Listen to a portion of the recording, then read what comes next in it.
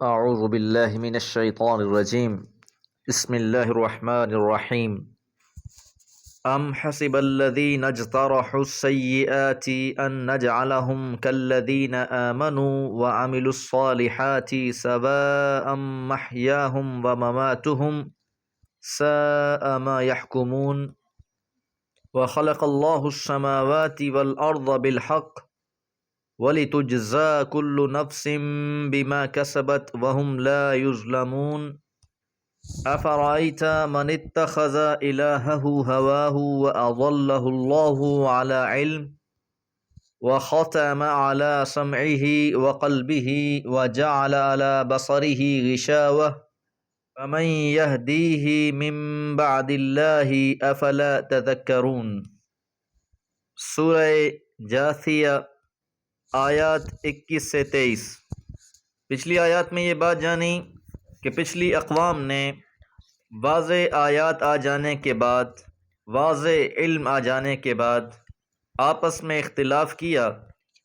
اور اختلاف کی وجہ سرکشی تھی، اور اللہ تعالیٰ ان کے درمیان روز قیامت فیصلہ فرما دیں گے۔ اس کے بعد اللہ تعالیٰ نے آپ علیہ الصلاۃ والسلام کو ایک شریعت عطا فرمائی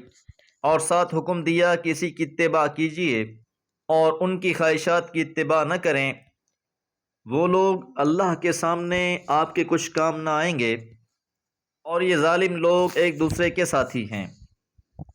آگے فرمایا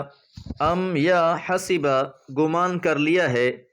الذین ان لوگوں نے اجترحوا السیئات جنہوں نے برائیوں کا ارتکاب کیا ہے، جو برائی کے مرتکب ہیں، کیا ان لوگوں نے یہ گمان کر رکھا ہے ان نجعلہم کہ ہم کر دیں گے انہیں کالذین ان لوگوں کی مانند آمنوا جو ایمان لائے وعملوا الصالحات اور انہوں نے نیک عمل کیے۔ قرآن مجید نے ایمان لانے والوں کو بشارت دی، انکار کرنے والوں کو ڈرایا، اور جو اس ڈراوے کو مذاق جانتے رہے اب انہیں ایک اور تنبیہ کی جا رہی ہے کہ کیا یہ گمان کیے بیٹھے ہیں کہ یہ چاہے جیسے بھی عمل کرتے رہیں تو انجام کار کے لحاظ سے یہ بھی انہی کے مانند ہوں گے جو لوگ ایمان لائیں گے اور عمل صالح کریں گے۔ سواء محیاہم ان کی زندگیاں بھی یکساں ہوں گی، برابر ہوں گی، ومماتہم اور ان کی موت بھی، کہ انہوں نے یہ بھی گمان کر رکھا ہے کہ جس طرح کوئی انسان نیکی کر کے مر جاتا ہے، برائی کرنے والا بھی مر جاتا ہے، جس طرح نیکی کرنے والا زندگی گزار جاتا ہے، برائی کرنے والا بھی اسی طرح زندگی گزار جاتا ہے، ان دونوں کی زندگیوں میں کوئی فرق نہیں ہے۔ تو ان کی سوچ پر اللہ نے یہ فیصلہ دیا، ساء ما یحکمون، بہت برا ہی فیصلہ ہے جو یہ کر رہے ہیں، کہ دنیا میں بھی کوئی ذی شعور انسان ایسا فیصلہ نہیں کرے گا کہ ایک انسان سیدھی راہ پر چلنے والا ہے، اپنی ذات سے دوسروں کے لیے آسانیاں اور فائدے پہنچانے والا ہے، اس کے مقابلے میں دوسرا شخص دوسروں کو اذیت اور تکلیف دینے والا ہے۔ ایک انسان معاشرے میں مثبت کردار ادا کرتا ہے، جبکہ دوسرا شخص اسی معاشرے میں منفی کردار ادا کرتا ہے، تو کوئی بھی ذی شعور انسان یہ نہیں کہہ سکتا کہ یہ دونوں اپنی زندگی اور موت کے حساب سے یکساں ہیں، برابر ہیں، اور ان کا انجام بھی ایک جیسا ہونا چاہیے۔ بلکہ دنیا میں بھی جو قوانین بنائے جاتے ہیں اس کی اصل الاساس یہی ہوتی ہے کہ اچھائی کرنے والے کو، فائدے کے کام کرنے والے کو انعامات سے نوازا جاتا ہے، عزت و تکریم دی جاتی ہے، اور جو انسان مجرم ہے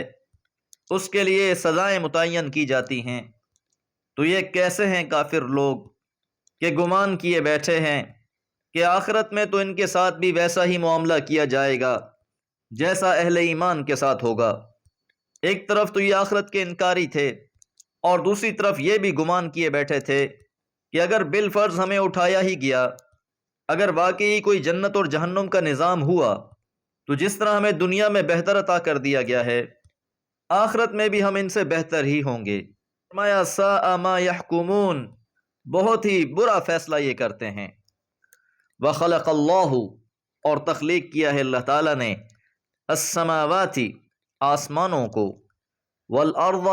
اور زمین کو، بالحق، حق کے ساتھ، با مقصد بنایا ہے، بنانے کی کوئی غرض و غایت ہے اور وہ بیان کی جا رہی ہے۔ وَلِتُجْزَا، اور تاکہ بدلہ دیا جائے، کل نفس، ہر جان کو، بما کسبت، جو اس نے کمایا ہے۔ تو یہ جو اللہ تعالیٰ نے اس کائنات کا نظام بنا رکھا ہے، ہر چیز کے اندر مقاصد پنہاں ہیں۔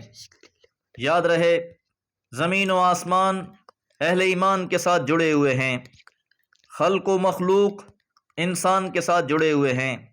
یہاں تک کہ جو اہل ایمان ہیں ان کے لیے تو حاملین عرش اور عرش کے آس پاس کے فرشتے بھی دعائیں کرتے ہیں۔ کافر قوموں کے بارے میں ہم نے پیچھے یہ بات جانی کہ ان کی ہلاکت پر زمین و آسمان تک نہ روئے،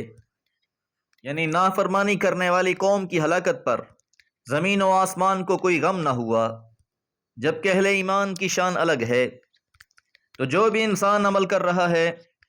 اس کو اس کے عمل کا خوب صلہ دیا جائے گا، وَهُمْ لَا يُظْلَمُونَ، اور ان پر کوئی ظلم نہیں کیا جائے گا، ان سے کوئی ناانصافی نہیں کی جائے گی۔ أَفَرَأَيْتَ، کیا دیکھا تم نے، مَنِ اتَّخَذَ، جس نے بنا لیا، الہہ، اپنا معبود، ہواہ، اپنی خواہش کو، کہ کیا آپ نے ایسے شخص کو دیکھا جس نے اپنی خواہش کو ہی اپنا الہ بنا رکھا ہے؟ اشارہ یہود کی طرف بھی ہے کہ اللہ تعالیٰ نے ان کو شریعت عطا فرمائی، لیکن انہوں نے اللہ تعالیٰ کی منزل کردہ شریعت کو چھوڑ کر اپنے دین میں خود ساختہ چیزوں کو داخل کر لیا، اپنی خواہشات کو ہی دین کا نام دے دیا۔ ایسا ہی حال اہل مکہ کا بھی تھا، جو اللہ کی طرف سے شریعت نازل ہوئی وہ اسے تسلیم کرنے کو تیار نہ تھے، دین ابراہیمی کے نام پر اپنی خواہشات کی پوجا کر رہے تھے۔ اور پھر جو شخص بھی اپنی خواہشات کی اتباع کرے گا، وَأَضَلَّهُ اللَّهُ، اور اللہ نے گمراہ کر دیا اسے، عَلَى عِلْمٍ، علم کے باوجود۔ اللہ تعالیٰ کی طرف سے علم نازل کیا گیا، احکامات بتلائے گئے، لیکن وہ ان ساری چیزوں کو فراموش کر کے خود ساختہ شریعت بنا لیتا ہے، نئی نئی چیزیں ایجاد کر لیتا ہے، تو علم کے باوجود وہ بھٹکا ہوا ہے۔ وَخَتَمَ عَلَى سَمْعِهِ، اور مہر لگا دی اس کی سماعت پر، وَقَلْبِهِ، اور اس کے دل پر، وَجَعَلَ عَلَى بَصَرِهِ، اور ڈال دیا اس کی آنکھوں پر، غشاوہ، پردہ۔ تو یاد رہے، جو انسان بھی شریعت الہی کے نہایت واضح احکام ہونے کے باوجود محض آپس کے عناد اور اختلاف کی وجہ سے اللہ کے احکامات کو چھوڑ دیتا ہے، تو ایسا انسان پھر سے اندھیروں میں بھٹکنے لگ جاتا ہے، اور بھٹکتے بھٹکتے جب وہ انتہا کو پہنچتا ہے اس کی صورتحال وہی ہو جاتی ہے، صم بکم عمی فہم لا یرجعون، بہرے ہیں، گونگے ہیں، اندھے ہیں، بس وہ لوٹ نہیں سکتے۔ ایسے لوگوں کے دلوں پر مہر لگا دی جاتی ہے، کانوں پر مہر لگا دی جاتی ہے، نہ یہ حق بات سن سکتے ہیں، نہ ان کا دل قبول کرتا ہے،